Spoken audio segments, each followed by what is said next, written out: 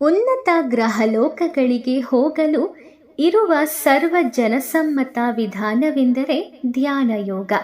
ಇದರ ಬಗ್ಗೆ ನಾವು ನಿನ್ನೆ ವಿಡಿಯೋದಲ್ಲಿ ಬಹಳಷ್ಟು ತಿಳ್ಕೊಂಡಿದ್ದೀವಿ. ಹಾಗೆಯೇ ಇದರ ಬಗ್ಗೆ ಹಿಂದಿನ ವಿಡಿಯೋದಲ್ಲೂ ಕೂಡ ನಾನು ಬಹಳಷ್ಟು ಹೇಳಿದ್ದೀನಿ. ಆದರೆ ಇದರ ಮುಂದಿರುವ ಭಾಗ ತುಂಬ ಇಂಟ್ರೆಸ್ಟಿಂಗ್ ಆಗಿದೆ. ವಿಡಿಯೋನ ಎಲ್ಲೂ ಸ್ಕಿಪ್ ಮಾಡದೆ ಕೊನೆವರೆಗೂ ಕೇಳಿ ವೀಕ್ಷಕರೇ. ಧ್ಯಾನ ಯೋಗ ಅಥವಾ ಜ್ಞಾನ ಯೋಗದ ಅನುಷ್ಠಾನ ಮಾಡುವುದು ಹೀಗಿದ್ದರೂ ಭಕ್ತಿ ಯೋಗದ ಮಾರ್ಗವನ್ನು ಐಹಿಕ ಗ್ರಹಲೋಕಗಳಿಗೆ ಉನ್ನತಿ ಪಡೆಯಲು ಅಭ್ಯಾಸ ಮಾಡತಕ್ಕದ್ದಲ್ಲ. ಏಕೆಂದರೆ ಪರಮಪ್ರಭು ಕೃಷ್ಣನ ದಾಸರಾದವರು ಈ ಇಹಲೋಕದ ಯಾವುದೇ ಗ್ರಹಲೋಕಗಳಲ್ಲಾಗಲಿ ಆಸಕ್ತರಾಗಿರುವುದಿಲ್ಲ. ಇದಕ್ಕೇನು ಕಾರಣ ಗೊತ್ತಾ? ಐಹಿಕ ವ್ಯೋಮದ ಯಾವುದೇ ಲೋಕಕ್ಕೆ ಹೋದರೂ ಅಲ್ಲಿ ಹುಟ್ಟು, ವೃದ್ಧಾಪ್ಯ, ರೋಗ ಹಾಗೂ ಮರಣಗಳೆಂಬ 4 ತತ್ವಗಳು ಇದ್ದೇ ಇರುತ್ತವೆ ಎಂಬುದು ಅವರಿಗೆ ಗೊತ್ತು. ಅವರು ಬಯಸುವ ಉನ್ನತ ಗ್ರಹಲೋಕಗಳಲ್ಲಿ ಜೀವನಾವಧಿಯು ಭೂಮಿಯ ಮೇಲಿನದಕ್ಕಿಂತ ದೀರ್ಘಕಾಲದ್ದು ಆಗಿರಬಹುದು, ಆದರೆ ಮರಣವಂತೂ ಇದ್ದೇ ಇರುತ್ತದೆ. ಐಹಿಕ ಗ್ರಹಲೋಕಗಳು ಎಂದಾಗ ನಮ್ಮ ಮನಸ್ಸಿನಲ್ಲಿ ಬರುವುದು ಹುಟ್ಟು, ವೃದ್ಧಾಪ್ಯ, ರೋಗ ಹಾಗೂ ಮರಣಗಳಿರುವ ಗ್ರಹಲೋಕಗಳು. ಬುದ್ಧಿವಂತರಾದವರು ಇಹಲೋಕದ ಯಾವುದೇ ಗ್ರಹವ್ಯೂಹಗಳಿಗೆ ಹೋಗಲು ಪ್ರಯತ್ನ ಪಡುವುದಿಲ್ಲ. ಯಂತ್ರಗಳ ಸಹಾಯದಿಂದ ಉನ್ನತ ಗ್ರಹಲೋಕಗಳಿಗೆ ಹೋಗಲು ವ್ಯಕ್ತಿಯು ಪ್ರಯತ್ನಿಸಿದರೆ ಆ ಕ್ಷಣವೇ ಅವನಿಗೆ ಮರಣವು ಒದಗಬಹುದು. ಅದಕ್ಕೂ ಕೂಡ ಅವರು ಸಿದ್ಧರಾಗಬೇಕು. ಏಕೆಂದರೆ ನಮ್ಮ ಈ ದೇಹವು ಪರಿಸರದಲ್ಲಿನ ತೀವ್ರ ಬದಲಾವಣೆಗಳನ್ನು ತಡೆದುಕೊಳ್ಳಲಾರದು. ಆದರೆ ಯೋಗಾಭ್ಯಾಸದ ದ್ವಾರ ಉನ್ನತ ಗ್ರಹವ್ಯೂಹಗಳಿಗೆ ಹೋಗಲು ವ್ಯಕ್ತಿಯು ಪ್ರಯತ್ನಿಸಿದರೆ ಅಂತಹ ಪ್ರವೇಶಕ್ಕೆ ಅಗತ್ಯವಿರುವ ದೇಹವನ್ನು ಅವನು ಪಡೆದುಕೊಳ್ಳುತ್ತಾನೆ. ಇದು ನಾವಿರುವ ಭೂಮಿಯಲ್ಲೇ ನಮ್ಮ ಅನುಭವಕ್ಕೆ ಬರುತ್ತದೆ. ನಾವು ನೀರಿನಲ್ಲಿ ಜಲಾವೃತ ಪರಿಸರದಲ್ಲಿ ಜೀವಿಸಲಕ್ಕಾಗುವುದಿಲ್ಲ. ಇದೇ ರೀತಿ ಜಲಚರಗಳು ಭೂಮಿಯ ಮೇಲೆ ಜೀವಿಸಲಾರವು. ನಮಗೆ ಈಗಾಗಲೇ ಅನುಭವಕ್ಕೆ ಬಂದಿರುವ ಹಾಗೆ ಈ ಭೂಮಿಯ ಮೇಲೆ ಒಂದು ನಿರ್ದಿಷ್ಟ ಸ್ಥಳದಲ್ಲಿ ಜೀವಿಸಲು ಕೂಡ ವ್ಯಕ್ತಿಗೆ ಒಂದು ನಿರ್ದಿಷ್ಟ ಬಗೆಯ ದೇಹ ಬೇಕಾಗುತ್ತದೆ. ಇದೇ ಬಗೆಯಲ್ಲಿ ಊರ್ಧ್ವ ಗ್ರಹ ಲೋಕಗಳಲ್ಲಿ ಜೀವಿಸಲು ಅಷ್ಟೇ ನಿರ್ದಿಷ್ಟ ರೀತಿಯ ದೇಹಗಳು ಬೇಕು. ಏಕೆಂದರೆ ಭೂಮಿಯ ಮೇಲೆ ನಾವು ಕಳೆಯುವ 6 ತಿಂಗಳು ಊರ್ಧ್ವ ಲೋಕಗಳ ಲೆಕ್ಕದಲ್ಲಿ ಒಂದೇ ಒಂದು ದಿನ. ಆದ್ದರಿಂದಲೇ ಊರ್ಧ್ವ ಲೋಕಗಳ ಜೀವಿಗಳು ಭೂಮಿಯ ಮೇಲೆ ಲೆಕ್ಕಕ್ಕೆ ಹೋಲಿಸಿದರೆ 10,000 ವರ್ಷಗಳಿಗೂ ಹೆಚ್ಚು ಕಾಲ ಜೀವಿಸುತ್ತಾರೆಂದು ವೇದ ಹೇಳುತ್ತದೆ. ಇಷ್ಟು ದೀರ್ಘಾವಧಿಯ ಬದುಕು ಆ ಲೋಕಗಳ ಜೀವಿಗಳ ಪಾಲಿಗಿದ್ದರೂ ಮರಣವು ಅಲ್ಲಿನ ಪ್ರತಿಯೊಬ್ಬರಿಗೂ ಬಂದೇ ಬರುತ್ತದೆ. ಒಬ್ಬ ವ್ಯಕ್ತಿಯು 20, 50 ಅಷ್ಟಕ್ಕೆ ಮಿಲಿಯನ್ ಗಟ್ಟಲೆ ವರ್ಷಗಳ ಕಾಲ ಬದುಕಿದ್ದರೂ ವರ್ಷಗಳು ಲೆಕ್ಕಕ್ಕೆ ಬರುತ್ತವೆಯೇ ವಿನಃ ಮರಣವಂತೂ ತಪ್ಪಿದ್ದಲ್ಲ. ಆಯಿತು, ನಾವು ಮರಣವನ್ನು ತಪ್ಪಿಸಿಕೊಳ್ಳುವುದು ಎಂತು ಹೇಗೆ? ಇದನ್ನು ಭಗವದ್ಗೀತೆಯು 2ನೇ ಅಧ್ಯಾಯದ 20ನೇ ಶ್ಲೋಕದಲ್ಲಿ ಹೇಳುತ್ತದೆ. ನಮಗೆ ಈ ನಿಟ್ಟಿನಲ್ಲಿ ಹೀಗೆ ಬೋಧಿಸುತ್ತದೆ. ನ ಜಾಯತೆ ಮ್ರಿಯತೆ ವಾ ಕದಾಚಿನ್ ನಾಯಂ ಭೂತ್ವಾ ಭವಿತಾ ವಾನ ಭೂಯಃ ಅಚೋ ನಿತ್ಯಃ ಶಾಶ್ವತೋ ಯಂ ಪುರಾಣೋ ನ ಹನ್ಯತೆ ಹನ್ಯಮಾನೆ ಶರೀರೆ. ಅಂದರೆ ಆತ್ಮಕ್ಕೆ ಜನನವಾಗಲಿ ಮರಣವಾಗಲಿ ಇಲ್ಲ. ಅಷ್ಟೇ ಅಲ್ಲ, ಅದಕ್ಕೆ ಅಳಿವು ಉಳಿವು ಎಂದಿಗೂ ಬರುವುದಿಲ್ಲ. ಆತ್ಮವು ಅಜರಾಮರ, ನಿರಂತ, ಹಾಗೇನೆ ಅಮರ ಹಾಗೂ ಆದಿಮ.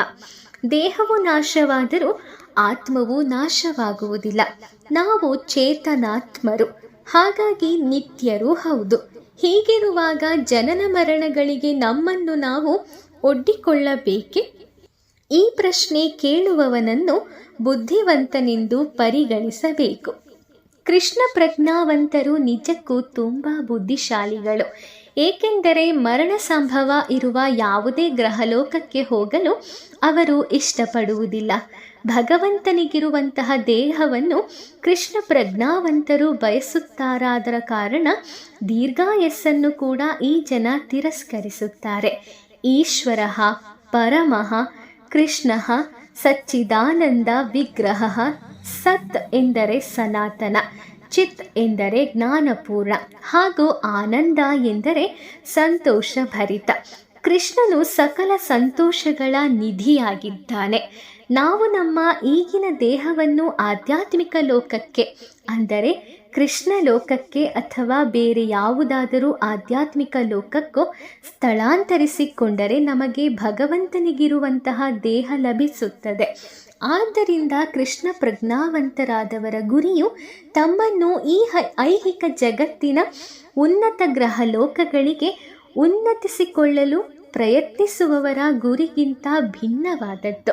ವ್ಯಕ್ತಿಯ ಆತ್ಮವು ಒಂದು ಸೂಕ್ಷ್ಮಾತಿ ಸೂಕ್ಷ್ಮ ಆಧ್ಯಾತ್ಮಿಕ ಕಿಡಿ.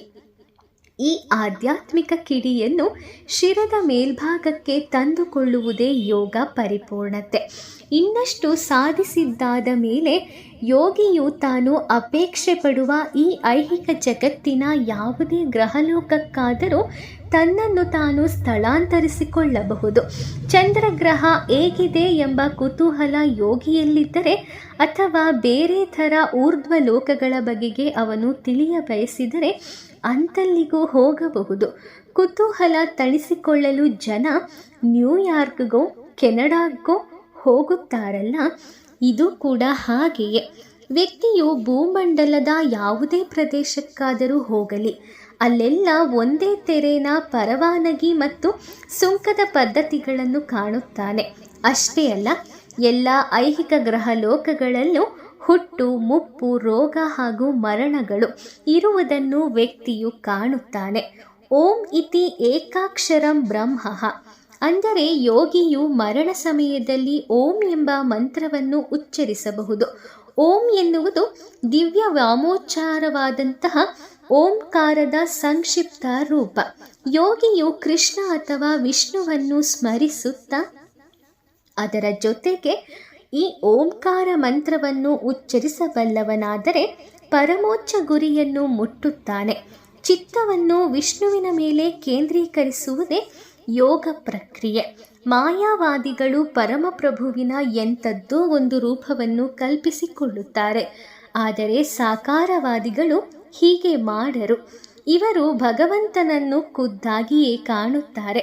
ವ್ಯಕ್ತಿಯು ಭಗವಂತನನ್ನು ಕಲ್ಪಿಸಿಕೊಳ್ಳುತ್ತಾನೋ ಅಥವಾ ಅವನನ್ನು ಖುದ್ದಾಗಿ ಕಾಣುತ್ತಾನೋ ಆ ಮಾತು ಬೇರೆ. ಆದರೆ ಅವನು ತನ್ನ ಮನಸ್ಸನ್ನು ಕೃಷ್ಣನ ರೂಪದಲ್ಲಿಯೇ ಕೇಂದ್ರೀಕರಿಸಬೇಕು. ಅನನ್ಯ ಚೇತಾಃ ಸತತಂ ಯೋ ಮಾಂ ಸ್ಮರತಿ ನಿತ್ಯಶಃ ತಸ್ಯಾಹಂ ಸುಲಭಃ ಪಾರ್ಥ ನಿತ್ಯಯುಕ್ತಸ್ಯ ಯೋಗಿನಃ. ಅಂದರೆ, ಹೇ ಪೃಥಾಪುತ್ರ, ಪಥ ಬದಲಿಸದ ಚಿತ್ತದಿಂದ ನನ್ನನ್ನು ಸ್ಮರಿಸದವನಿಗೆ ನನ್ನನ್ನು ಕಾಣುವುದು ಸುಲಭ. ಅಂತಹ ವ್ಯಕ್ತಿಯು ಸದಾ ಭಕ್ತಿ ಸೇವೆಯಲ್ಲಿ ನಿರತನಾಗಿರುತ್ತಾನೆ ಎಂಬುದೇ ಕಾರಣ. ತಾತ್ಕಾಲದ ಬದುಕು, ತತ್ಕಾಲದ ಸಂತೋಷ ಹಾಗೂ ತತ್ಕಾಲದ ಸೌಂದರ್ಯಗಳಿಂದ ತೃಪ್ತರಾಗುವ ಜನರನ್ನು ಬುದ್ಧಿವಂತರೆಂದು ಪರಿಗಣಿಸಲಾಗದು. ಕೊನೆಯ ಪಕ್ಷ ಭಗವದ್ಗೀತೆಯಂತೂ ಈ ಮಾತನ್ನು ಹೇಳುತ್ತದೆ. ಗೀತೆಯು ಹೇಳುವ ಪ್ರಕಾರ ಯಾವ ವ್ಯಕ್ತಿಯ ಮೆದುಳಿನಲ್ಲಿ ಕಡಿಮೆ ಸರಕಿದೆಯೋ ಅಂತಹವನು ತತ್ಕಾಲದ ವಿಷಯಗಳಲ್ಲಿ ಆಸಕ್ತನಾಗಿರುತ್ತಾನೆ. ನಾವು ನಿರಂತರರು. ಹಾಗಿದ್ದ ಮೇಲೆ ನಾವು ತತ್ಕಾಲದ ವಿಷಯಗಳಲ್ಲಿ ಆಸಕ್ತರಾಗಬೇಕೇ ಎನ್ನುವಂತಹ ಪ್ರಶ್ನೆ ಮಾಡುವವರು ಇದನ್ನು ಅನುಮೋದಿಸುವುದಿಲ್ಲ. ಶಾಶ್ವತವಲ್ಲದ ಒಂದು ಸಂಗತಿಯು ಯಾರಿಗೂ ಬೇಡವಾದದ್ದು. ನಾವು ಒಂದು ಬಾಡಿಗೆ ಮನೆಯಲ್ಲಿ ವಾಸವಾಗಿದ್ದು ಮನೆ ತೆರವು ಮಾಡಬೇಕೆಂದು ಆ ಮನೆಯ ಮಾಲೀಕ ನಮಗೆ ಹೇಳಿದರೆ ನಮಗೆ ದುಃಖವಾಗುವುದು ಸಹಜ. ಆದರೆ ನಾವು ಈಗ ಇರುವ ಮನೆಗಿಂತ ಹೆಚ್ಚು ಅಂದವಾದ ಮನೆಗೆ ಹೋಗುವುದಿದ್ದಲ್ಲಿ ನಮಗೆ ದುಃಖವಾಗುವುದಿಲ್ಲ. ನಾವು ಶಾಶ್ವತರಾದ್ದರಿಂದ ಶಾಶ್ವತ ಧಾಮವೊಂದು ನಮಗೆ ಬೇಕೆಂದು ಬಯಸುವುದು ನಮ್ಮ ಸ್ವಭಾವಕ್ಕೆ ಬಂದದ್ದು. ವಾಸ್ತವವಾಗಿ ನಿತ್ಯರಾದ್ದರಿಂದ ನಾವು ಮರಣವನ್ನು ಬಯಸುವುದಿಲ್ಲ. ಇದೇ ರೀತಿ ನಾವು ವೃದ್ಧರಾಗಲು ಅಥವಾ ರೋಗಗ್ರಸ್ತರಾಗಲು ಇಷ್ಟಪಡುವುದಿಲ್ಲ.